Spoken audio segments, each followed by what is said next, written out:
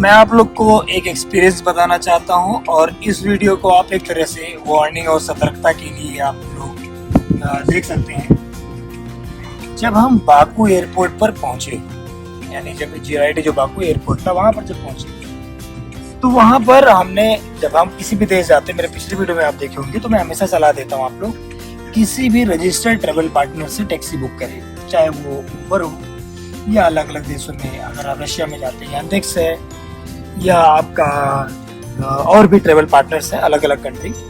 यहाँ पर European union में जो चलता है वो है बोल्ट। तो जब हम बाहर निकले तो हमने एक टैक्सी बुक किया बोल्ट। जिस डेस्टिनेशन पे हमें जाना था उस डेस्टिनेशन के लिए हमने बुक किया, क्योंकि जो हमारे इन्वाइटर थे कॉन्फ्रेंस के, उन्होंने बोला कि आप खुद वहाँ पर आ जाना और पिकअप के लिए ज़्यादा लोग हैं नहीं, तो स्पेशल गाड़ी उस टाइम पे है नहीं, या फिर आप अगर वेट कर सकते हैं तो आप वेट कर लीजिएगा, क्योंकि थोड़ी सी फ्लाइट हमारी डिले थी। तो हम कोई हाईली डेलीगेशन तो थे नहीं कि हमारे लिए कोई वेट करेगा इतना बहुत लंबा। तो उन्होंने बोला कि ठीक है आप खुद आ जाइए, एज यूजुअल जैसे हम अलग देशों में जाते हैं। तो हमने टैक्सी बुक किया।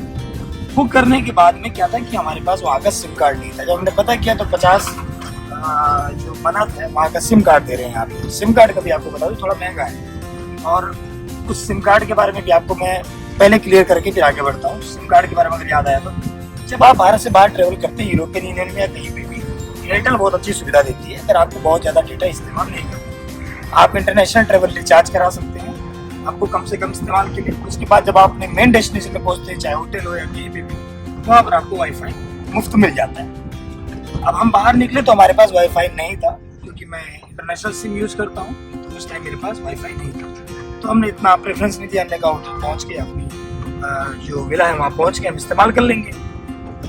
जैसे हम बाहर निकले, एक आदमी ने ऐसे प्रिटेंड किया जैसे वही कैब वाला हो, और उसका नाम था कैब का ड्राइवर सोलान। मैंने पूछा तुम क्या सोलान हो?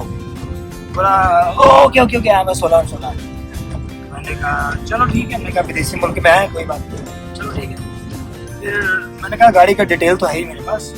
जब वो बैग लिया मेरा हाथ में और जल्दी लेकर चल दिया टैक्सी के पास। बोला चलो चलो चलो मैं लेके चलता हूँ। जब हम उसके टैक्सी के पास पहुंचे तो देखा जो मेरे ऐप में, क्योंकि नंबर आता है, नंबर नाम उसका लाइसेंस प्लेट नंबर आता है गाड़ी का, तो जो लाइसेंस प्लेट नंबर था वो डिफरेंट था। तो हमने बोला ये क्या है भाई, ये तो लाइसेंस प्लेट नंबर डिफरेंट है, ये तो मैं आपकी टैक्सी में नहीं बैठूंगा। बोला नहीं नहीं नहीं ऐसी बात नहीं, वो मेरे ब्रदर की गाड़ी है, और मेरा ब्रदर ऐसा है कि गाड़ी छोड़ के चला गया और मैं आज दूसरी गाड़ी लेकर आया हूँ। एक्चुअल में ऐसा सिचुएशन कभी कभी होता है, भारत में भी आप सफर करते हैं, विदेशों में करते हैं, लेकिन वो डिपेंड करता है आपकी पर्सनल इंटरेस्ट के ऊपर, आप खुद जिम्मेदार बन रहे हैं। क्योंकि नियम ये कहता है कि अगर वो नंबर प्लेट नहीं तो आप यात्रा क्यों करोगे। तो वहां पर थोड़ा मैंने विश्वास में कर लिया कि चलो ऐसा होता है, कभी कभी आदमी का रोजगार है, कमाने के लिए कर लेता है कभी आदमी, चलो उसकी गाड़ी खराब है दूसरी गाड़ी ले आया, ठीक है, जबकि रजिस्टर्ड वही गाड़ी हुई, हमने बैठ लिया।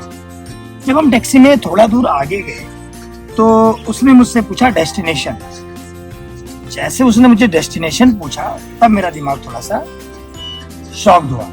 मैं पुलिसिंग के साथ काम कर चुका हूँ 4-5 साल, मुझे अच्छी तरह जानकारी है कि अब यहाँ पर मुझे क्या स्टेप लेना चाहिए। मैंने बोला ठीक है, आपके पास ऐप नहीं है तो आप कैसे पता किए कि मैं ही हूँ आपका गेस्ट, आपने मुझे रिसीव करना था, आपने मुझे बोला आपका वो नाम नहीं है, आपकी गाड़ी का नंबर वो नहीं है, फिर आप ही कैसे? बोला कि मेरे पास ना मोबाइल में इंटरनेट नहीं है।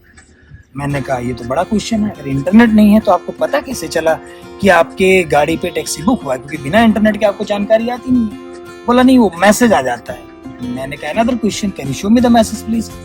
कह रहा है पता नहीं शायद मैंने बाय मिस्टेक डिलीट कर दिया। अब मैं काम हो गया, बैठ गया चलता, क्योंकि चलती गाड़ी में कुछ भी चीजें शोर शराबा करना ठीक। बाय डिफॉल्ट ईश्वर की कृपा देखी, उसको गैस स्टेशन पे गैस डलवाना, उसने गाड़ी वहां पर रोकी। गाड़ी रोकी उसके बाद हमने और हमारे सहयोगी ने बोला आप गाड़ी खोलिए और नीचे उतरते हैं। उसने बोला नहीं नहीं नहीं गैस स्टेशन है, बहुत ज्यादा ब्लास्ट हो जाएगा, ये हो जाएगा। मैंने कहा तुम्हारी तो चाचा का चंचू मारो, साले पूरी दुनिया घुमाओ तो गैस स्टेशन के बारे में मुझे बताएगा।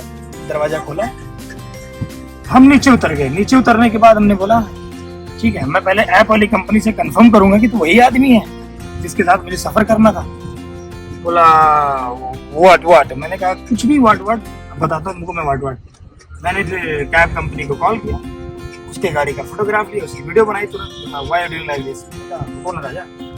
फिर उसके बाद में जब कैब कंपनी से हमने बात की तो पता चला कि हमारा टैक्सी वाला तो एयरपोर्ट पे इंतजार कर रहा है। पर ये तो कोई और टैक्सी वाला है। तो हमने कहा हम तुम्हारे देश में कदम किए हैं। पहली बात तो तुमने 2 अपराध किए हैं। पहला अपराध, गलत नाम बताकर, ठीक है, तुमने दूसरे गेस्ट को अपने गाड़ी में बैठाया। दूसरी बात, आपने झूठ बोला और टैक्सी का नंबर प्लेट गलत बताया। तुम अपराधी हो एक तरह से, ठीक है। कुछ लोगों में खासियत होती है नाम बदल कर जीने की जिंदगी, वो करते हैं हमारे भारत में। पकड़े जाते हैं तो मोर भी बनाए जाते हैं, लेकिन चलो विदेश था, प्रोटोकॉल और नियम से चल रहा था। हमने संबंधित तुरंत यहाँ पर संबंधित पुलिस वाले को सूचना दिया। पुलिस वालों से पहले उसने बोला कि आप चाहे आस पास से बात करो। हमने भी सोचा चलो भारत में अच्छे लोग होते हैं, वैसे बात करते हैं। 1-2 लोग आसपास में थे। जब हमने उनसे बात किया कि भाई इन्होंने हमारे साथ गलत किया, तो उसने क्या बोला, आप चौंक जाएंगे। बोला अरे कोई बात नहीं, आप चले जाइए, पैसा उसको देना इसको देना बराबर ही है। मैंने कहा यार ये क्या खेला है, क्योंकि ये अजरबैजान वाली भाषा में उसको उसने बोला अरे यार, क्योंकि ये ऐसा नहीं, पहले भी ये इस तरह के स्कैम कर चुके होते हैं। तो उन्होंने उसको समझा दिया और वो उसी की भाषा बोलना शुरू कर दिया जब तक का पुलिस वाला नहीं आया। अब क्या है कि मैंने कैब वाली कंपनी को और पुलिस को, दोनों को सूचना दिया। थोड़ी देर के अंदर पुलिस वहां पर आई। पुलिस आने के बाद में फिर उसने बहुत हा उल्ला करना शुरू किया। बोला आपको कंप्लेंट करना? मैंने कहा बिल्कुल कंप्लेंट करना। हमने कहा आपके सामने गलत है। पुलिस भी उसकी थोड़ी बहुत सहयोग कर रही थी उसको बचाने की। पर क्या है ना कि प्रमाण के सामने, प्रत्यक्ष के सामने तो कुछ नहीं चल सकता, पुलिस वाले हो या कोई भी। सारे एविडेंस उनके खिलाफ ही जा रहे थे। यही बातें, उसका गलत तरीके से गेस्ट को उठाना, वो अगर एक तरह से आपके पास अगर फालतू टाइम है तो आप बहुत कुछ कर सकते हैं। हम तो बता, पुलिस ने बोला कि चलिए ठीक है, माफ कीजिए, इसको गलती होगी इसको। और टैक्सी कंपनी वालों के लिए मैंने कहा कि टैक्सी कंपनी मुझे मेल भेजे। मैंने स्क्रीनशॉट भेजा कि उसने उस टाइम पे गलत टैक्सी वाले को रिसीव किया। अच्छा, इतने देर में उसने अगले मित्र को अपने भेज दिया। वो घूमते हमारे पास आया, बोला जिस डेस्टिनेशन पे आपको जाना है मैं छोड़ दूंगा। तो आप अगर भोले भाले, आप सिंपल आदमी हैं, ठीक है, आपका कुछ नहीं करेंगे, लेकिन हाँ आपका पैसों का नुकसान ठीक ठाक कर देंगे। क्योंकि जो खर्चा मेरा 800 रुपए में लग रहा था एक जगह दूसरी जगह जाने में, उस चीज का वो व्यक्ति मेरे से 4000 रुपए ले रहा था। कहाँ 800, कहाँ 4000। अगर मैं मजबूर हूँ या डरा हूँ या सहमा हूँ या मुझे ऐसा सोचूं कि विदेश में हूँ दूसरी जगह, ऐसा नहीं है। कानून हर जगह है, बस ये है कि आपको सतर्क रहने की जरूरत है।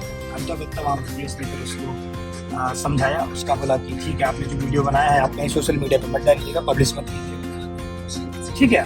मैं फिर भी उसकी प्राइवेसी के लिए, मेरे पास डिटेल होने के बावजूद हमने कुछ नहीं किया। मैं चाहूँ तो उसका नंबर प्लेट मैं अभी भी आपको लोग को वीडियो पे दिखा सकता हूँ, उसकी गाड़ी का वीडियो दिखा सकता हूँ, सब कुछ कर सकता हूँ। पर ये एक तरह से वार्निंग के तौर पे है हमारे लोगों के लिए जो बाहर मुल्क में जाते हैं, किसी भी देश से आते हैं। मैं सिर्फ अजरबैजान की बात नहीं कर रहा हूँ, किसी भी देश में। तो यही मैं कह रहा था आपको कि जब भी किसी देश में जाएं, पराए मुल्क में जाएं, तो आप सिर्फ सतर्क रहें। आपकी सतर्कता और आपका नॉलेज, आपका स्टडी आपको बचा सकता है। उस देश के बारे में पहले पढ़ें, वहाँ होता क्या है, उसके नेगेटिव और पॉजिटिव दोनों रिव्यूज को पढ़ें, तब आपको रियल में समझ में आएगा। तो टैक्सी स्कैम सिर्फ इस देश में नहीं है, बहुत सारे देशों में जब एयरपोर्ट से आप उतरते हैं, तो उससे आप थोड़ा बचें और आप किसी भी टैक्सी को बुक करें एक रजिस्टर्ड पार्टी, जैसे ओसिटी ठीक है। अपना ख्याल रखें।